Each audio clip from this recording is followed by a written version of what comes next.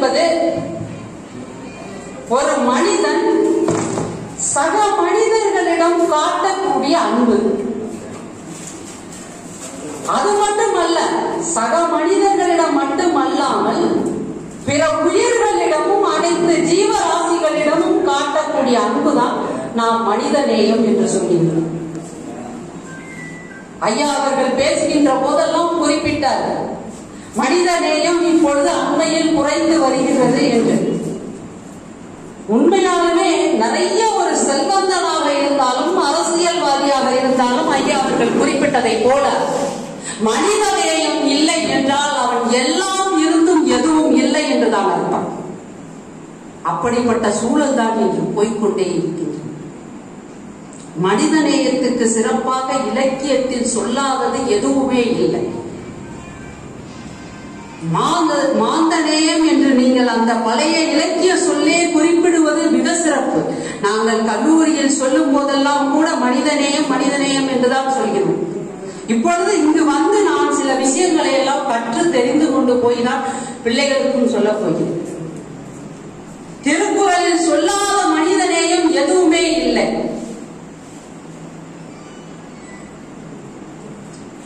பண்பை பற்றியும் வாழ்வியலை பற்றியும் அதிகமாக சொல்லப்பட்டது இலக்கியங்கள் தான்.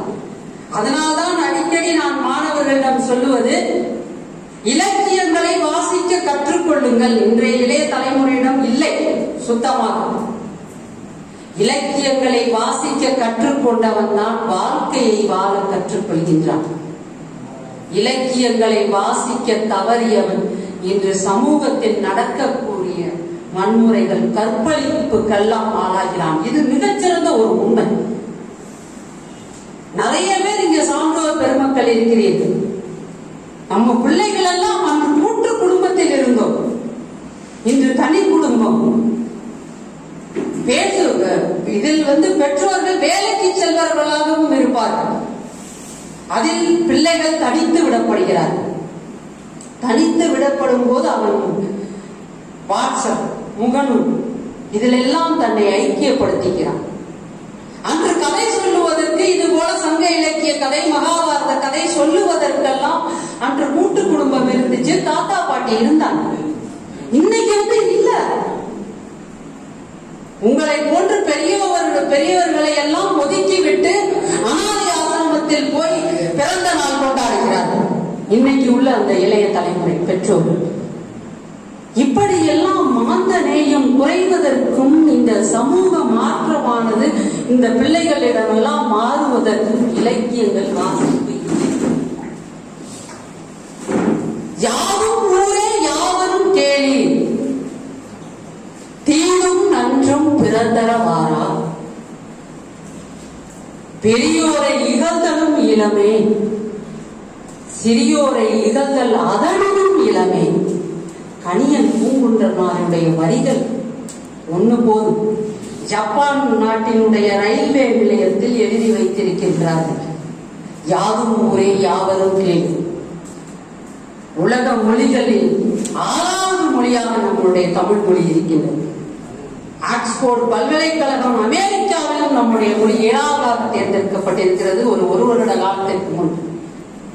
மிக சிறப்பான ஒரு தமிழ் மொழியினுடைய பெருமை எல்லாம் நீங்கள் பிள்ளைகளுக்கும் சொல்லித்தார்கள். உங்களுடைய பேர பிள்ளைகள், மகன்கள் எல்லோரும். கணியன் பூங்குன்றனாருடைய வரிகள் அற்புதமான வரிகள். ஏன் வல்லவர் வாடிய பயிரை கண்ட போதெல்லாம் வாடினேன் என்று சொன்னார்.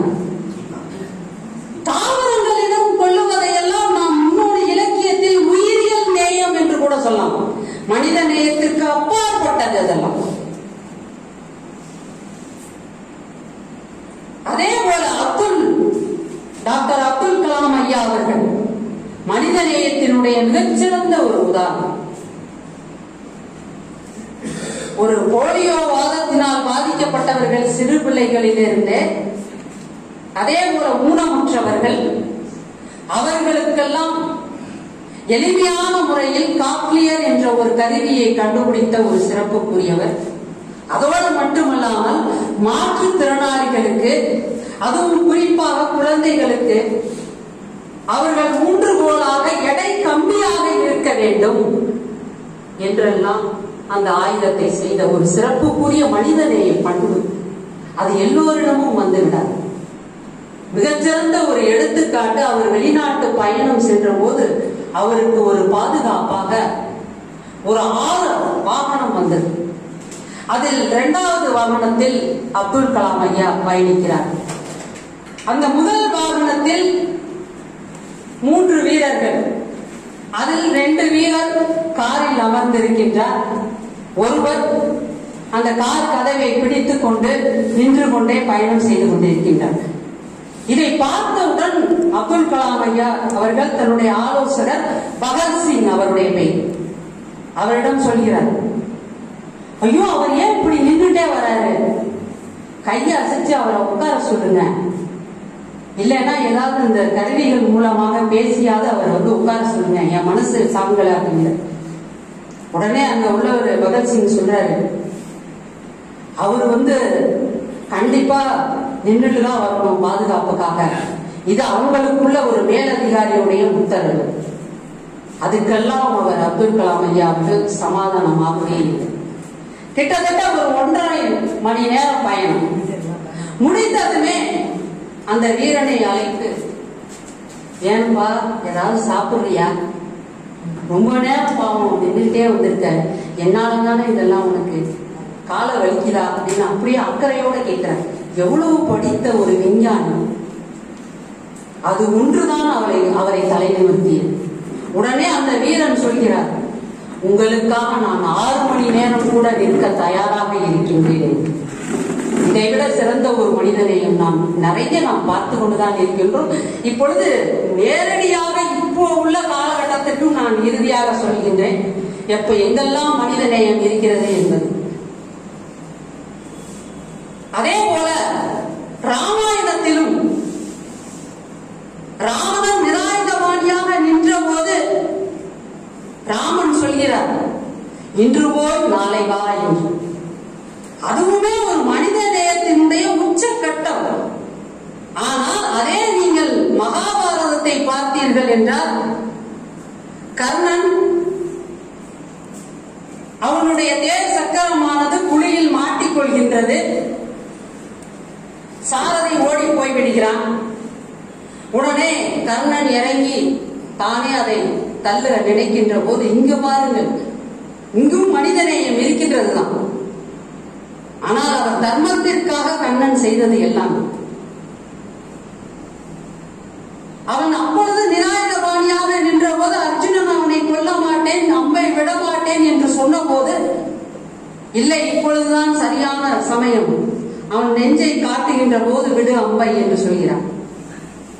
உடனே அம்பு விடப்படும். ஆனாலும் கண்ணன் அவனை கொன்று விட்டோமே என்ற ஒரு பதைபதப்பில், நீ பெற்ற ஒரு தானத்தை எல்லாம் கொடையாக எனக்கு கொடுத்து விடு, அந்த புண்ணியம் எனக்கு வந்து சேரும் என்றுதான் அங்கு போய் நிற்கின்றான். ஒரு அருமையான ஒரு பாடல்.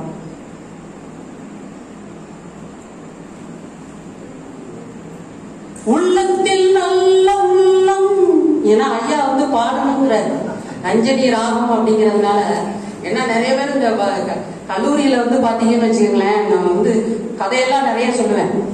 பாடத்தை மட்டும் நடத்திட்டே கூட ஒரு வய கவனிக்க விட்டான், கதையை நடத்திட்டே இருப்பேன். அப்புறமா இங்க வந்துடணும் அப்படின்பேன்.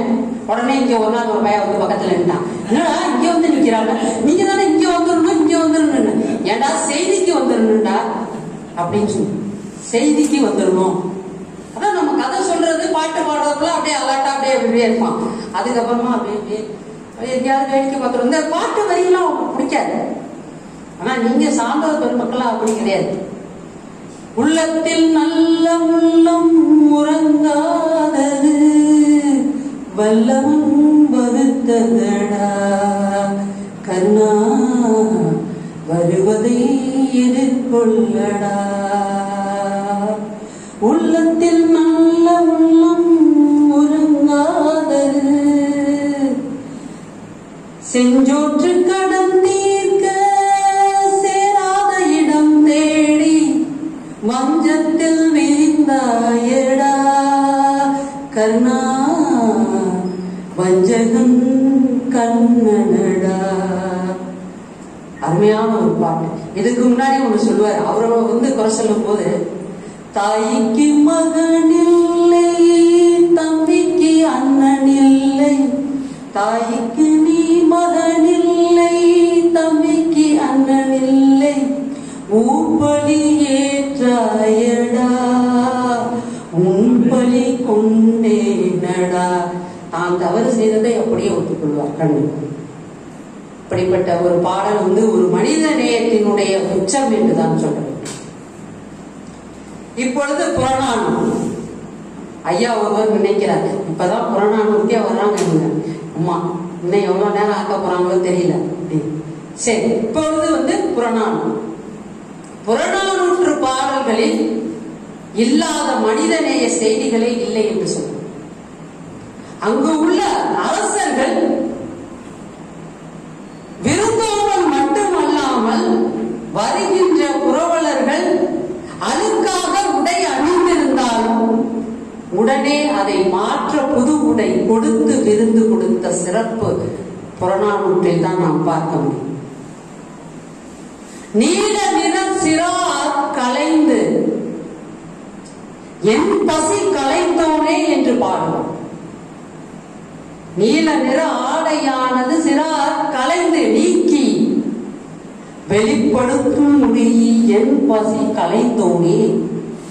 இதேதான் மணிமேகலை சொல்லக்கூடியது. உண்டி கொடுத்தோர் உயிர் கொடுத்தோரே, மண்டிலி ஞாலத்துக்கெல்லாம் உணவு உடை உறையுள் அல்லது கண்டது. மனுஷனுக்கு இது 3 இருந்தா போதுங்க. நல்ல ஒரு சாப்பாடு, இருக்கிறதுக்கு இடம். இந்த கொரோனா காலத்துல இது கூட இல்லாம எத்தனையோ பேர் இறந்து போயிட்டாரு. எவ்வளவு செல்வம் படைத்தவன் கூட அவனுடைய உயிரை அவனால் காத்து பண்ண முடியாது. நாமெல்லாம் உடல் ஆரோக்கியமாக இருப்பதற்காகவே தினமும் நாம் கடவுளுக்கு நன்றி சொல்லிக் கொண்டே இருக்க வேண்டும். அந்த ஒரு அதே போலதான் பாரதி இதை ஒட்டிதான் சொல்றார். தனி ஒருவனுக்கு உணவில்லை எனில் ஜடத்தினை அழித்திடுவோம். பாரதியுடைய பாடல்.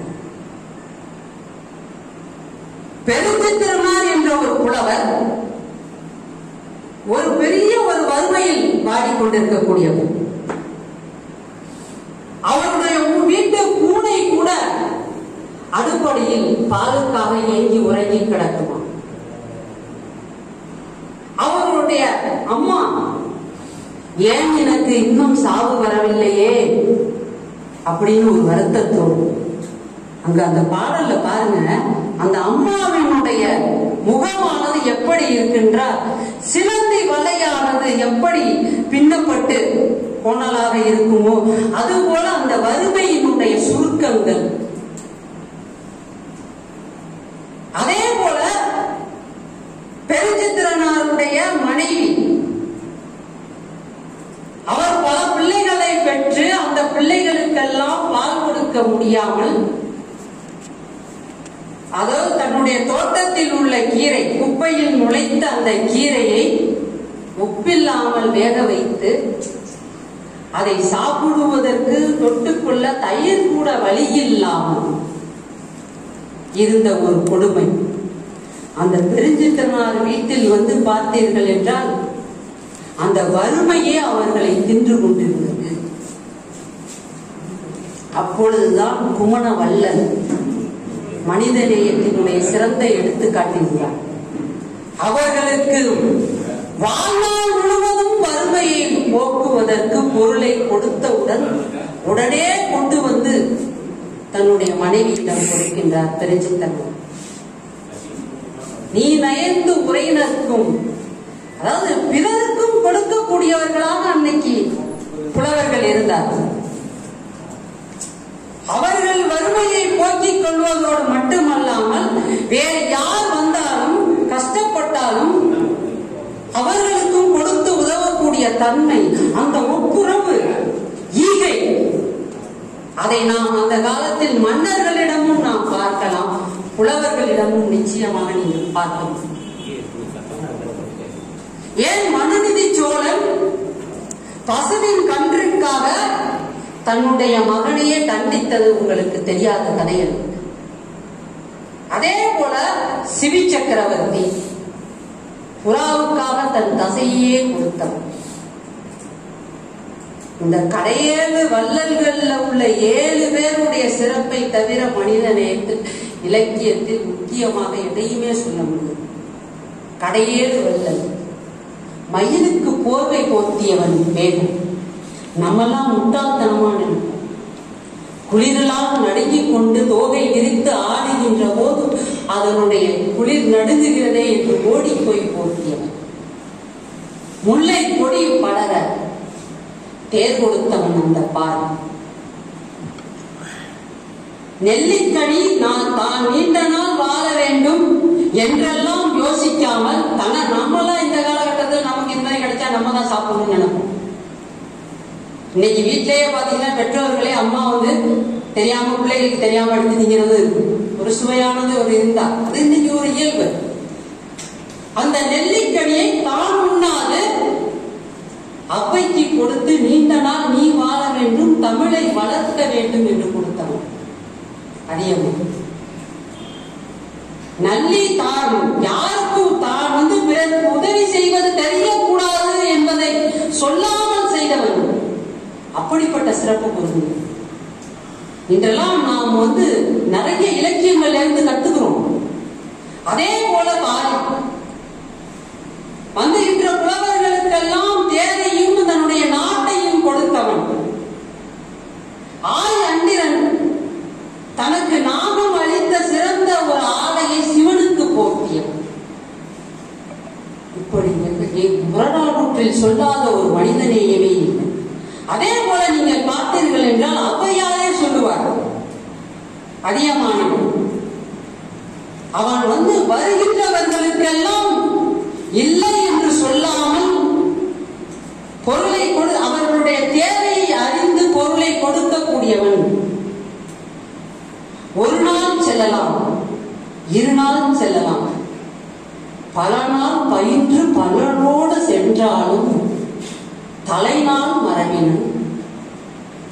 முதல் நாள் எப்படி மதிச்சானோ, எப்படி உபசரிச்சானோ, நீ எத்தனை பேரை கூட்டிட்டு போனா என்ன, முதல் நாள் எப்படி கவனிச்சானோ அது மாதிரிதான் நம்ம. இன்னைக்கெல்லாம் நம்ம விருந்தினர்கள் வீட்டுக்கு தொடர்ந்து 4 நாள் வந்தா, அப்பா வீட்டுல இல்ல, அம்மா வெளியே போயிட்டாங்க, கதவு சாத்தி, இது போன்ற நிலைகள் பார்க்கணும். இப்படி ஔவையார் பாடல்களில் அவர் அந்த பாடல்களை சொல்லும் போது அதில் இன்னொரு உங்களுக்கு தெரியும், மனிதநேயம் மட்டுமல்ல அங்கு வெளிப்படுவது, தன்னுடைய வாழ்க்கை குறிப்பையும் அங்கு சொல்கிறார், தன்னுடைய வாழ்க்கை சித்திரமும் அங்கு சொல்லப்படுகிறது. தன் வரலாறு வாழ்க்கை வரலாறு என்று நம்ம சொல்லியிருக்கோம். இந்த இடத்தில் நான் இதையும் பார்க்கிறேன். தன் வரலாற்றை எல்லாம், தான் துன்பப்பட்டதை எல்லாம், தான் பரிசு பெற்றதை எல்லாம் ஔவையார் சொல்லுவார். அதுக்கு மேல இந்த பாரி, அது அடுத்தது உங்களுக்கு சொல்றேன். இது எதுவும் ஒரு தன் வரலாறு தான். அன்னைக்கு தன் வரலாறு என்பது இப்பொழுது நிறைய பேர் எழுதுகிறார்கள் தன் வரலாறு. ஆனந்தரங்கம் பிள்ளையினுடைய நாட்குறிப்பு தான் முதலில் வந்தது தன் வரலாறு. பாண்டிச்சேரியில் ஐயாவுக்கு தெரிஞ்சு அப்படியே வரிசையா அப்படியே நாட்குறிப்பா எழுதி வச்சிருப்பார். வாழ்க்கை வரலாறு பிறருடைய வரலாறை நாம் சொல்வது, தன் வரலாறு ஒரு மனிதன் தன்னுடைய வரலாற்றை தானே எழுதுவது. ஆனால் நீங்கள் சங்க இலக்கிய பாடல்கள், தொல்காப்பியம், நடுக்கல் வணக்கம், அதில் எல்லாம் நிறைய தன் வரலாறு கொட்டி கிடக்கின்றது. நான் மாணவர்களிடம் ஆய்வு செய்யும் போது இதையெல்லாம் தனியாக பிரித்து ஆய்வு செய்யுங்கள் அப்படின்னு சொல்லுவது. கலைஞர் நெஞ்சுக்கு நீதி என்பதை முத்தமிழ் அறிஞர் சொல்லியிருக்கின்றார். நெஞ்சுக்கு நீதி, அது ஒரு தன் வரலாறு. ரொம்ப அருமையான அற்புதமான ஒரு தன் வரலாறு எழுதுகின்றவன் எப்படி எழுத வேண்டும், தன்னை பற்றி அந்த பெருமை அங்கு இருக்காது. தன்னுடைய குடும்ப வரலாறு கொஞ்சமாக இருக்க வேண்டும். ஆனால் அதில் சமூக வரலாறு, அரசியல் வரலாறு, கிட்டத்தட்ட ஒரு 50-60 ஆண்டுகால வரலாறை நான் படித்திருக்கின்றேன் அவருடைய. அதில் ஒரே ஒரு செய்தி உங்கள்கிட்ட ஒரு பகிர்ந்து கொள்ளணும். ஒரு முன்னாடி தொடக்க படிச்சோம்னா அதை அப்படியே பெறட்டணும்னு தோணும். ஆனா உண்மையாலுமே நிறைய நம்ம படிக்கிறதுனாலதான் நிறைய விஷயங்களை நம்ம ஆய்வு செய்தும் நம்ம பேசக்கூடியவர்கள், நீங்க பேச்சாளர்கள் எல்லாருக்கும் உங்களுக்கு தெரியாது. அப்பதான் நம்ம அப்படியெல்லாம் சொல்லணும். இல்லைன்னா அந்த விஷயத்தை மட்டும் சொல்லிட்டு அப்படியே போயிட்டே இருப்போம். ஒரு ஆசிரியராக இருக்கக்கூடியவன் கண்டிப்பாக வகுப்பறையில் பாடத்தை மட்டும் நடத்திவிட்டு போகக்கூடாது. அதைத்தான் நான் சொல்லுவேன் அடிக்கடி. பாடத்தோடு தொடர்ந்து அந்த வாழ்வியல், அவனுக்கு சொல்லக்கூடிய கவுன்சிலிங் எல்லாமே நம்ம சொல்லணும். இதில் அவர் சொல்லுகிறார் கலைஞர், அந்த நண்பன் ஒருவன் உனக்கு உதவி செய்தான், அவன் உன்னை பற்றி அதாவது 2 நண்பர்கள், அதில் ஒருவர் சொல்கிறார் மற்றவர்களுடன், உன்னை அவன் குறை கூறினான். உடனே அந்த முதலாம் அவர் சொல்கிறார், என்னை அவன் குறை சொல்லி இருக்க மாட்டான். ஏன் இப்படி உறுதியா சொல்ற?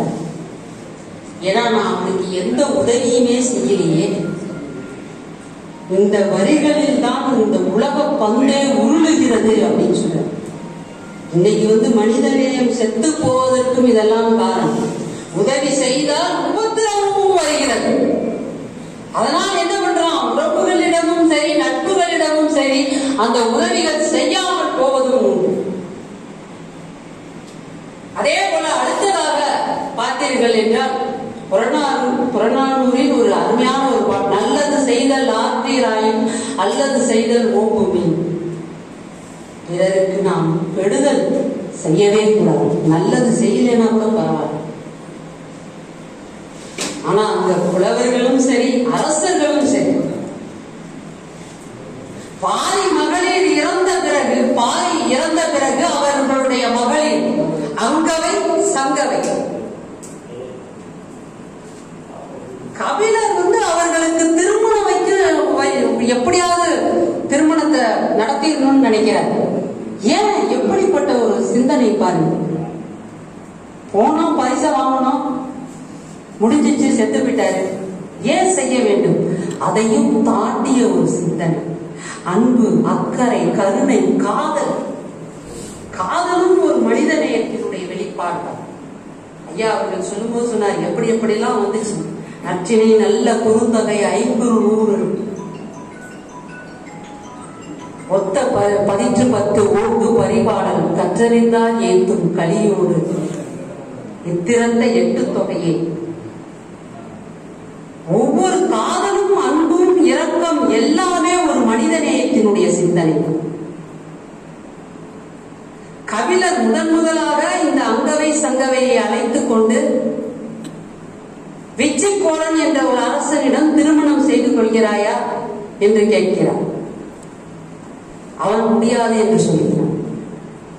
அடுத்து இருங்கோவேலிடம் கேட்கின்றான். அவனும் முடியாது என்று சொல்லவே, கரையேழு வள்ளல்களில் ஒருவரான அந்த மலையமான் திருமுடிக்காரி, அதிலுமே சில ஆய்வுகள் உட்பட்டது.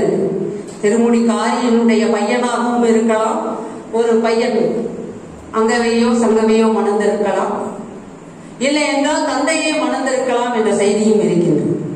அவர்களுக்கு திருமணம் செய்து விட்டது, அவன் வடக்கிருந்து உயிர் நீத்தார். இதையும் நாம் பார்க்கின்றோம். நிராயுதபாணியாக இருந்தார்.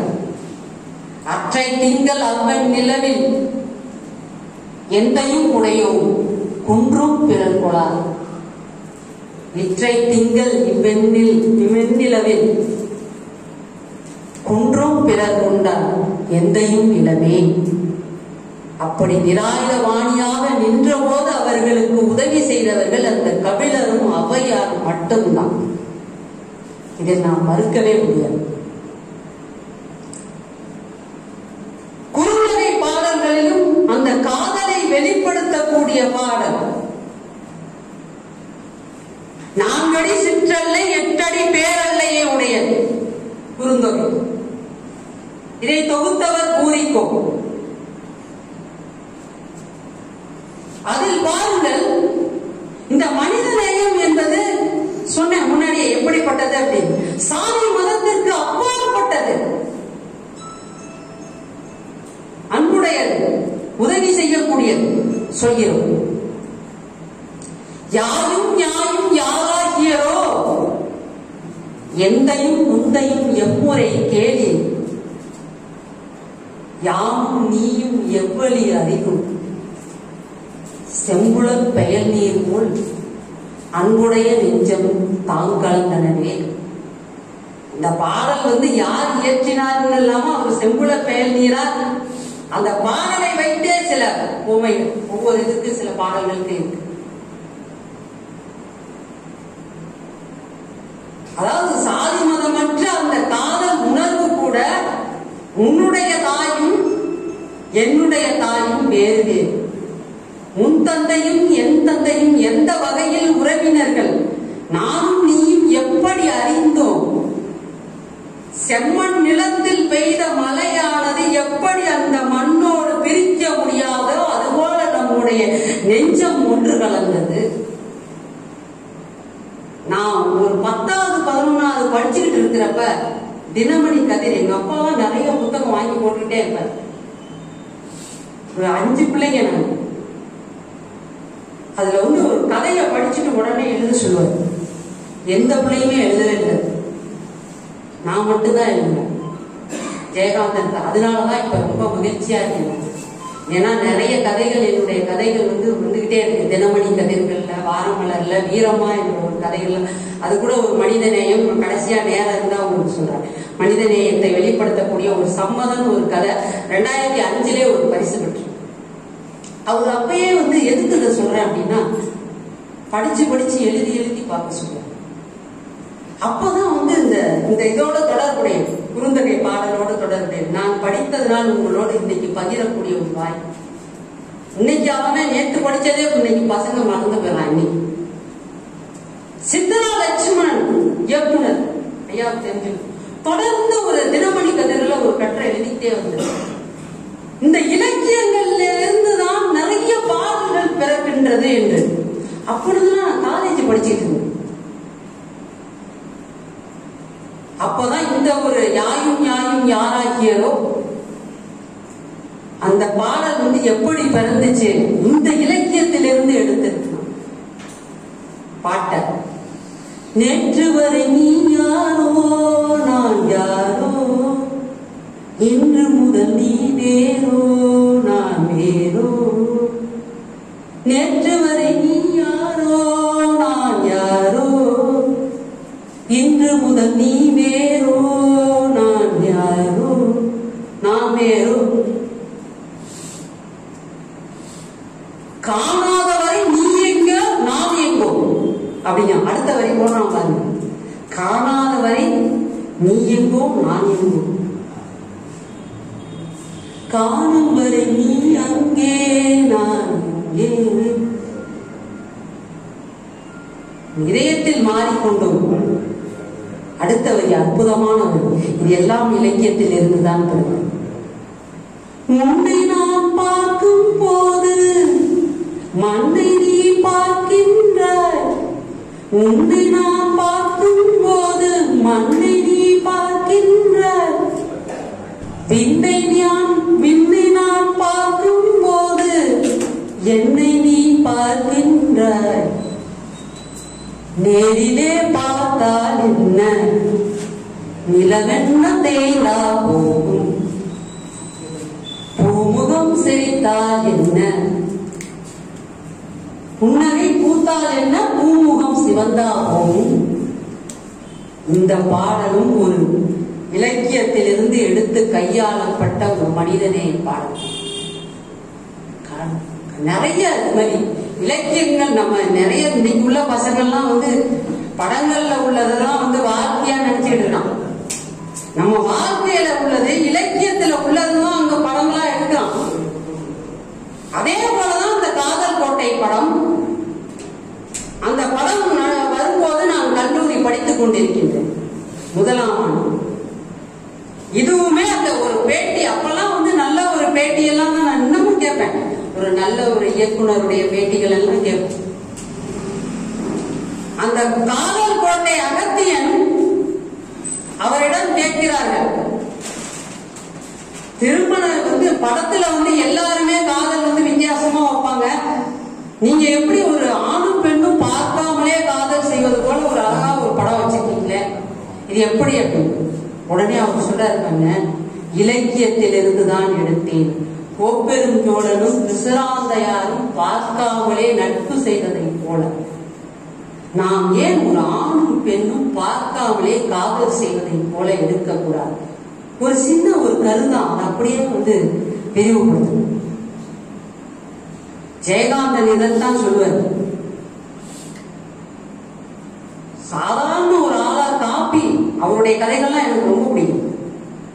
காப்பி கடையில இருந்து வேலை பார்த்து வர்ற அந்த பச்சி பேப்பர்ல படிச்சு கொடுக்கறவங்க அந்த பேப்பர்ல படிச்சு பெரிய எழுத்தாளர் ஆகணும். ஒரு நாளைக்கு 40 பக்கம் எழுதணும், 20 பக்கம் படிக்கணும்னு சொன்னாங்க. இது இன்னைக்கு உள்ள காலகட்டத்தில் கண்டிப்பா போகணும். அந்த 25 லட்சத்தை வித்து ஒரு வருடத்திற்கான மளிகை சாமான்களை வாங்கி கொடுத்திருக்கின்றார்கள். அந்த பகுதியில் வைக்கக்கூடிய அந்த இடத்தில் இருக்கக்கூடியவர்கள் எல்லாருக்கும். அது பேர் சோலார ஏதோ, ஆனா மாநிலம் கர்நாடகம். அது முன்பு படித்தேன். அதே போலதான் ஆந்திரா மாநிலத்திலுமே கொரோனா காலத்தில் இறந்து போனவர்களுடைய உடலை அந்த குடும்பமே வாங்க மறுத்து விட்டது. ஏன்னா அன்னைக்கு ஃபர்ஸ்ட் அலை வரும்போது பாத்தீங்கன்னா பெரிய ஒரு தொற்று, எல்லாரும் பயப்படுறாங்க. ஆனா குடும்பத்துல உள்ளவங்களே பாருங்க வாங்கல. எப்படிப்பட்ட மனிதனை இருந்திருக்குன்னு பாருங்க. இதெல்லாம் படிச்சோன்னே எனக்குலாம் கண்ணீர் வந்துச்சு. அப்பா இறந்து போனத அங்க ஆந்திராவில் அவன் வாங்கவே இல்லை, மகன் பொண்டாட்டியும் வாங்கல. இல்ல நாங்க எல்லாமே பேக் பண்ணி தான் தரோம், வாங்கிக்கங்க. முடியாது. அப்பதான் 2 முஸ்லிம் இளைஞர்கள் வந்தாங்க. இந்து முறைப்படி அவர்களை பாடையில் தூக்கி கொண்டு போய் எரித்தது உலகார்ந்த ஒரு மனிதநேய சிந்தனை. இன்னைக்கு நிறைய நம்ம பார்த்துட்டு தான் இருக்கோம். மனிதநேயம் இன்னைக்கு இளைஞர்களிடம் வந்து கொண்டுதான் இருக்கிறது. ஆனாலும் ஒரே ஒரு விஷயத்தை இங்கு நான் சொல்ல விரும்புகிறேன். இந்த மனிதநேயம் குறைந்தது ஒரு பக்கம் மகளிரிடம் அவர்கள் வன்முறையில், பாலியல் வன்முறையில் நடந்து கொள்ளும் போது ஏன் உங்களுடைய மனிதநேயம் குறைகிறது? நிர்பயா டெல்லியில் கொலை செய்யப்பட்டது. அந்த ஓடி நின்ற பஸ்ஸில் இருந்து தூக்கி எறிந்தது, கற்பழித்து 4 பேர். அப்பொழுது எங்கே போனது மனிதநேயம்? அதே போல சென்னையில் சுவாதி, அவள் கொலை, அது ஒருதலைக்காரர். அங்கே அவரை குட்டி கொன்ற போதும் அங்கும் மனிதநேயம் மறித்துதான் போனது. அதே போலதான் அந்த கேரளாவில் ஒரு டாக்டர், இந்த பொண்ணு 28 வயசு பொண்ணு, 4-5 பேர் சென்று கற்பழித்துக் கொண்டது. ஆனா அவங்க அந்த அரசுல அங்க என்ன பண்ண என்கவுண்டர்ல அவங்க சுட்டு தள்ளிட்டாங்க. இந்த மாதிரி ஒரு முறைகள் எல்லாம் இங்க இல்லை. இப்படி பெண்களுக்கான கொடுமைகள் நடக்கின்ற போதெல்லாம் நானும் பார்க்கின்றேன். அது குடும்பமாக இருந்தாலும் சரி, சமூகமாக இருந்தாலும் சரி, அங்கு மனிதநேயம் செத்துக் கொண்டுதான் இருக்கின்றது.